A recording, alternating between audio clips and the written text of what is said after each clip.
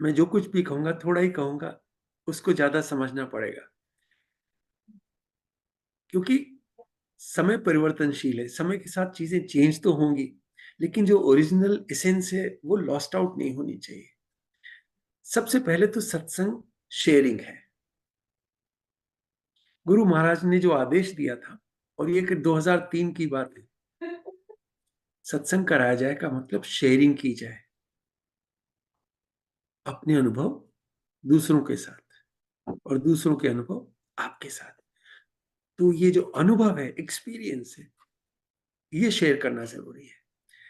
लेकिन जब हम इकट्ठे बैठते हैं तो बैठने में एक प्रोसेस का आ जाना ऑलमोस्ट मैंडेटरी भी है, क्योंकि एक सिस्टमेटिक तरीके से किया जाए। तो एक जगह हो, महाराज का आसन हो, महाराज को वहां पे रिस्पेक्टफुली स्थान ग्रहण करने के बाद में उनके सामने बैठकर वही भाव रहे कि जैसे आप बड़े मंदिर में बैठे हैं या एम्पायर स्टेट में बैठे हैं और महाराज सामने बैठे हैं। वो महाराज का आसन नहीं है, वो महाराज खुद है। तो आपका कंडक्ट बिल्कुल वैसा ही हो जैसा कि महाराज के सामने होता था। तो ये बेसिक डिसिप्लिन की बात है। तो सबसे पहली बात तो होगी डिसिप्लिन,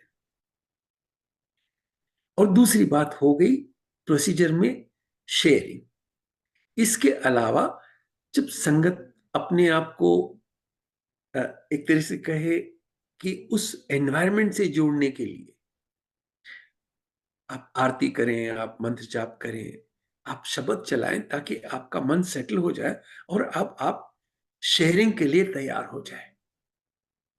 लेकिन ये हमेशा याद रखना चाहिए कि sharing is sharing, listening to शब्द इज नॉट शेयरिंग।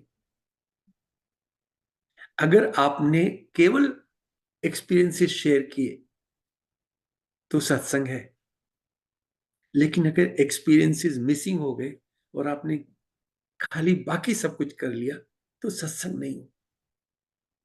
तो मैं ये मानता हूं कि बाकी सारी जो चीजें हैं वो साइड डिशेस हैं और शेयरिंग मेन कोर्स है। और उसको जितनी सिंपली किया जाए और जितनी तामझाम के बिना, उतना बढ़िया। महाराज ने तो बड़ी सिंपल सी बात कही थी, प्रसाद के रूप में एक मीठा, एक नमकीन और शेयरिंग। एक चीज और, जब आप महाराज का दरबार रिक्रिएट करते हैं, जरूरी है क्योंकि महाराज को वहां पे आना है और स्थान महाराज की महिमा, उनकी गरिमा के अनुरूप होना चाहिए। तो बढ़िया होना चाहिए, ग्रेसफुल होना चाहिए, लग्जरियस नहीं होना चाहिए। एक फर्क है। आपका ध्यान गुरु महाराज से हटके अगर उन सब चीजों में लग गया कि आसन कैसा है, कितना बड़ा है, कितना छोटा है, गुरु का स्वरूप कितना बड़ा है, तो फिर गुरु से नहीं जुड़ पाएंगे। फोकस महाराज पे रहना चाहिए, और हर वो चीज जो आपको महाराज से अलग हटा दे वो ठीक नहीं है। एक चीज तो ये हो गई। और बाकी दूसरी चीज ये कि वो किया जाए जो आपको महाराज की याद दिलाए, वो किया जाए जो आपको महाराज से जोड़े। और इनमें हम बहुत ज्यादा समय नहीं बिताएंगे, लेकिन ये समझिए शब्द वो चले जो महाराज सुनवाते थे, स्वरूप वो हो जो आपको महाराज की याद दिलाए, सत्संग वो हो जो आपको महाराज से कनेक्ट करे, ऐसी शेयरिंग जो आपको दुखी करके छोड़ दे, ऐसी शेयरिंग जो जो संगत को आपके बारे में ज्यादा बताए, गुरु महाराज के बारे में कम बताए।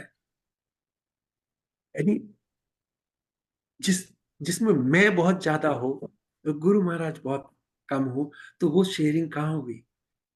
संगत सुनना चाहती है महाराज उनके बारे में, आप पर उनकी कृपा के बारे में, आपके बारे में नहीं सुनना चाहती। तो अपने आप को केवल विटनेस की तरह से रख के गुरु महाराज की महिमा का गुणगान किया जाए।